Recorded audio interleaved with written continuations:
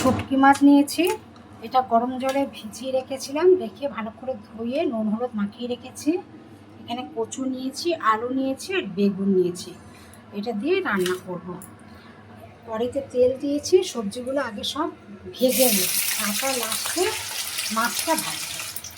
পেঁয়াজ, আদা, রসুন, শুকনো লঙ্কা এটা মশলা করে নেব, বেটে নেব। সবজিগুলো সব ভেজে নিয়েছি, শুটকি মাছও ভেজে নিয়েছি। কড়ার মধ্যে তেলের মধ্যে হচ্ছে কাশ্মীরি লঙ্কা একটু দিয়ে দিচ্ছি, কালারটা সুন্দর আসবে।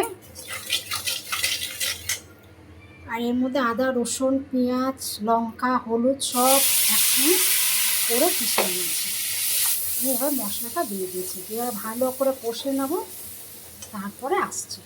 মশলাতে তেল ছেড়ে দিয়েছে, এবার কচু আলু আর হচ্ছে শুটকি মাছ ভেজে রেখেছিলাম, এটাকে তুলে দেবো।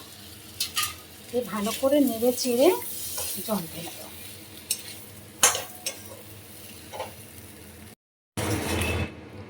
কচু সেদ্ধ হয়ে গেছে, এবার বেগুনটা তুলে দেবো, নাহলে বেগুনটা পুরো গলে যাবে।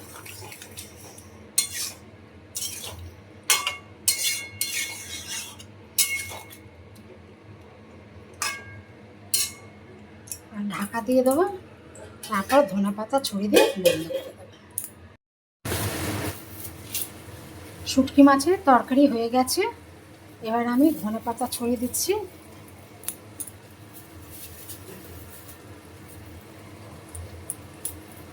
এবার আমি গ্যাসটা বন্ধ করে দেবো।